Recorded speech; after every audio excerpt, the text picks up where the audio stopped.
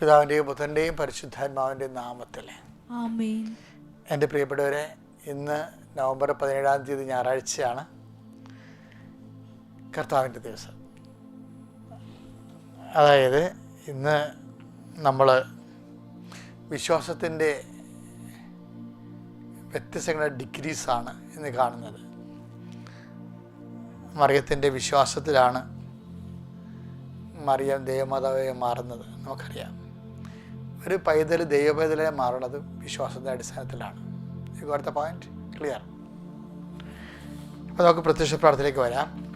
അമ്മേ, പരിശുദ്ധ അമ്മേ, അമ്മേ പരിശുദ്ധ അമ്മേ, ദൈവമാതാവേ, ദൈവമാതാവേ, അന്ന് അങ്ങ് അങ്ങ് കൃപാസനത്തിൽ കൃപാസനത്തിൽ പ്രത്യക്ഷപ്പെട്ട് വരാൻ പോകുന്ന മഹാദുരന്തത്തിൽ നിന്ന് രക്ഷപ്പെടാനും എല്ലാവർക്കും വേണ്ടി പ്രാർത്ഥിക്കുവാനും ആവശ്യപ്പെട്ടിട്ട് 20 വർഷം തികയുന്ന ഈ വേളയിൽ കൃപാസനത്തിലൂടെ ഞങ്ങൾക്കും ഈ ദേശത്തിനും അമ്മ മാസം തേടി തന്ന എല്ലാ അനുഗ്രഹങ്ങൾക്കും കൃപകൾക്കും ഞങ്ങളിപ്പോൾ ഹൃദയം നിറഞ്ഞ നന്ദി പറയുന്നു. അമ്മേ, പരിശുദ്ധ അമ്മേ, ജപമാല മാതാവേ, സകല കൃപാസനം പ്രാർത്ഥനയോട് ചേർത്ത് ഞങ്ങളിപ്പോൾ പ്രാർത്ഥിക്കുന്ന ഈ കുടുംബത്തിന്റെ പ്രത്യേക നിയോഗം. ഇവിടെ നിയോഗം ഓർക്കുക. പരിശുദ്ധ അമ്മയുടെ പ്രത്യക്ഷീകരണത്തിന്റെ മാധ്യസ്ഥത്തിലാണ് ഈ നിയോഗം സമർപ്പിക്കേണ്ടത്.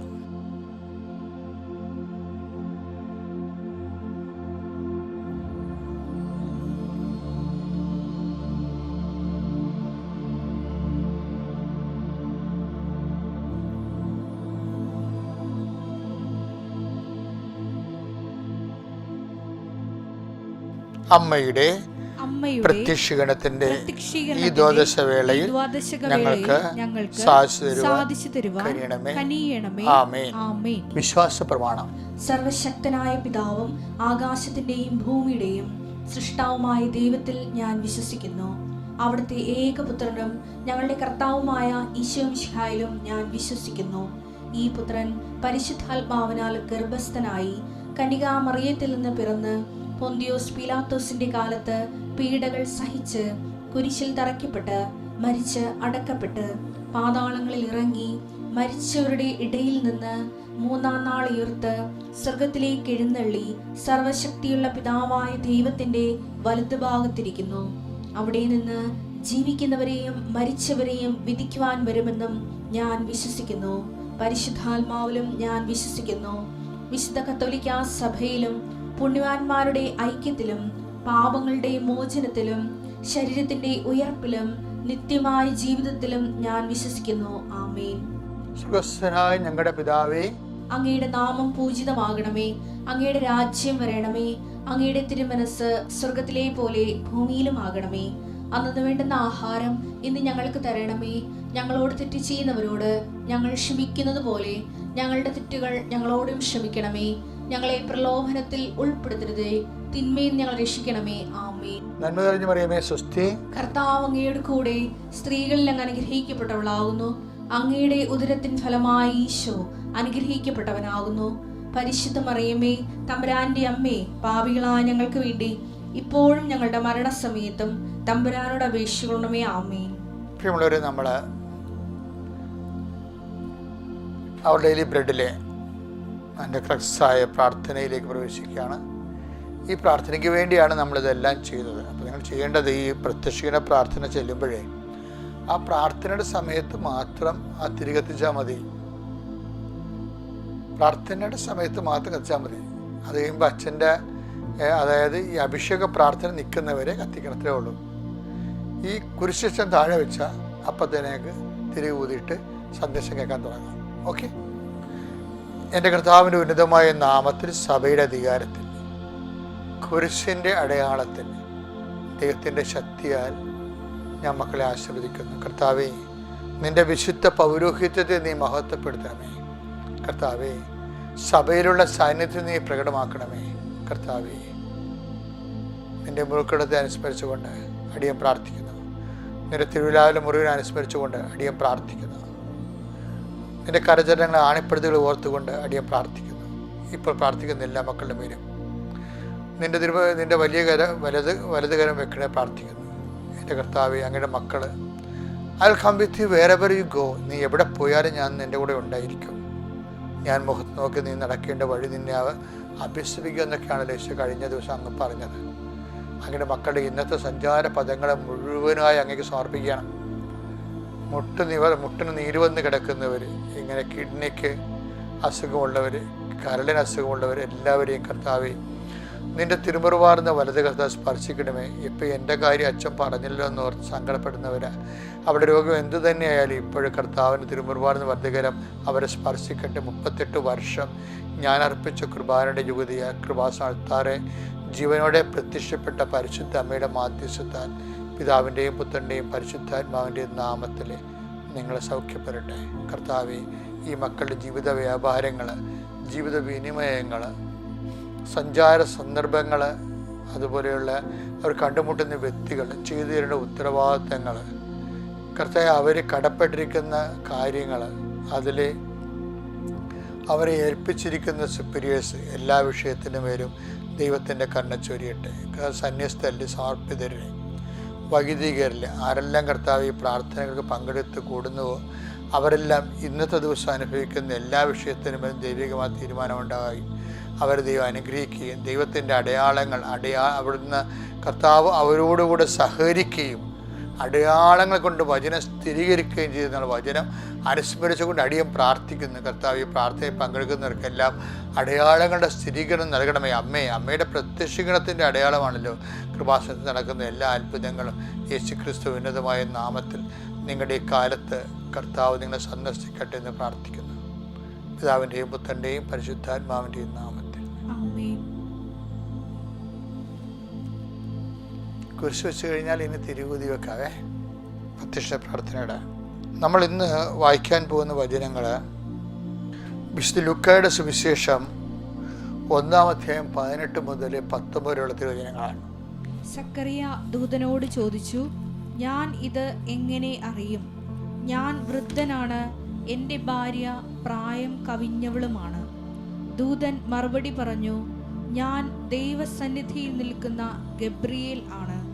നിന്നോട് സംസാരിക്കാനും സന്തോഷകരമായ ഈ വാർത്ത നിന്നെ അറിയിക്കാനും ഞാൻ അയക്കപ്പെട്ടിരിക്കുന്നു.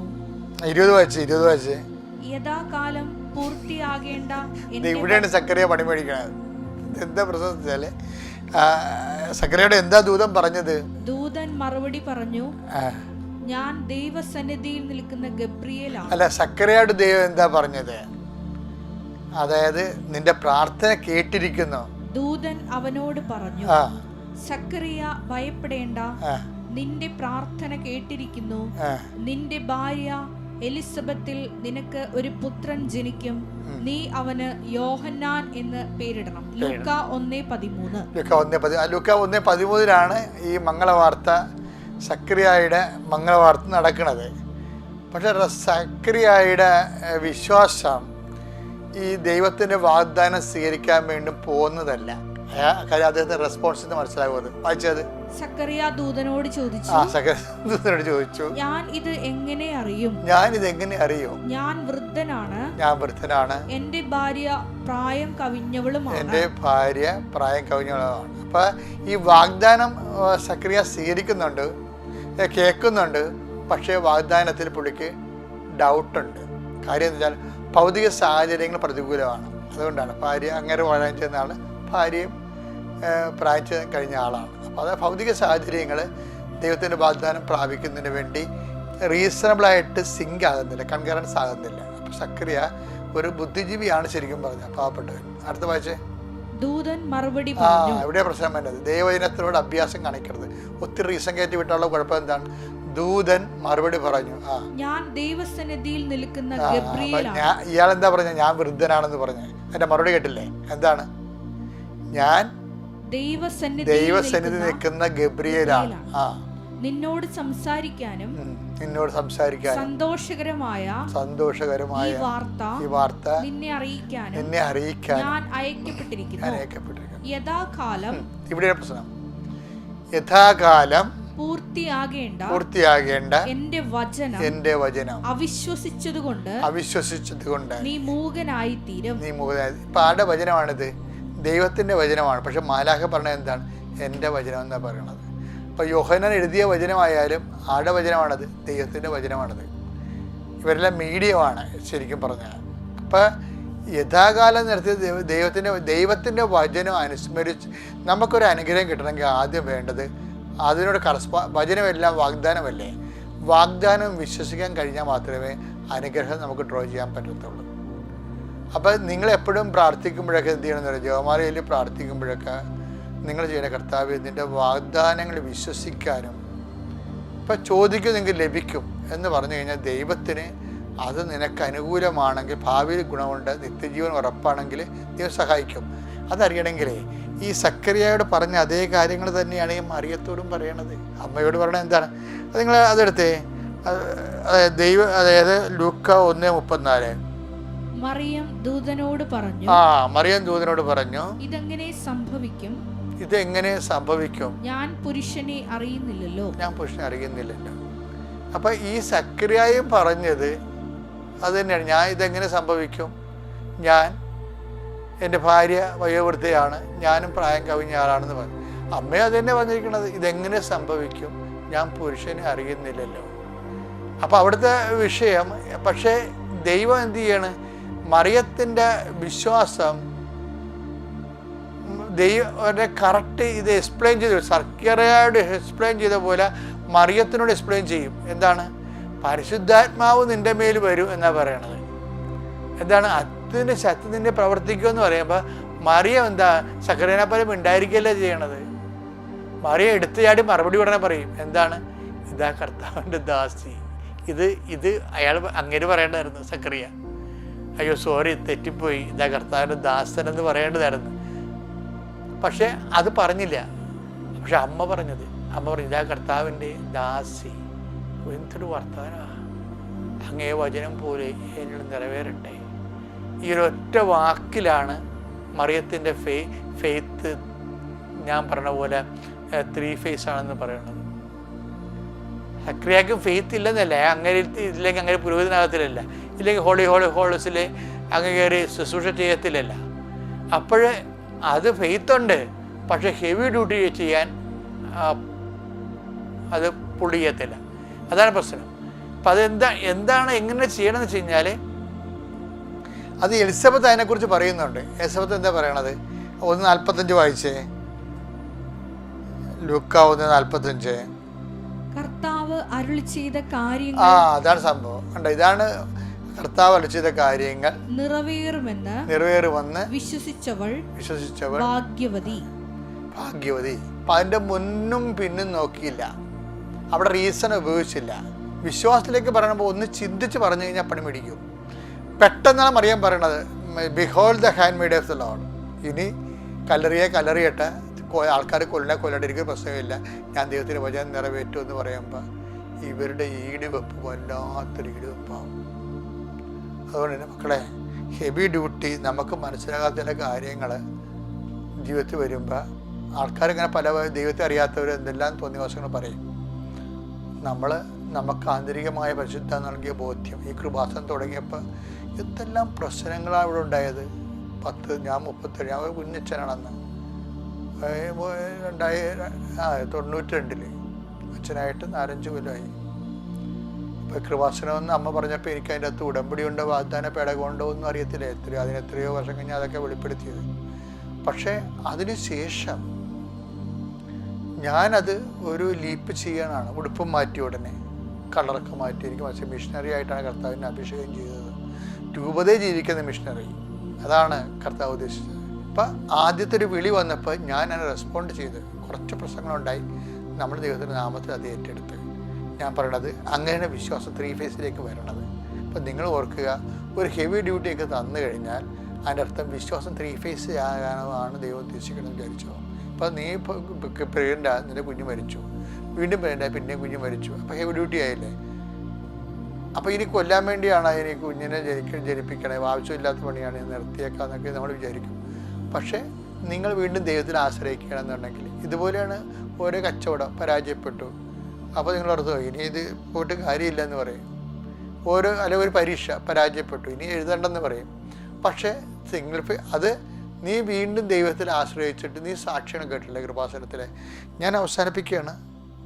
നിങ്ങൾ ഇതിൻ്റെ സത്ത് എടുത്തിട്ട് നിങ്ങൾ അതിജീവിച്ച് മുന്നോട്ട് മുന്നേറണം. ദൈവം നിങ്ങൾ അനുഗ്രഹിക്കട്ടെ.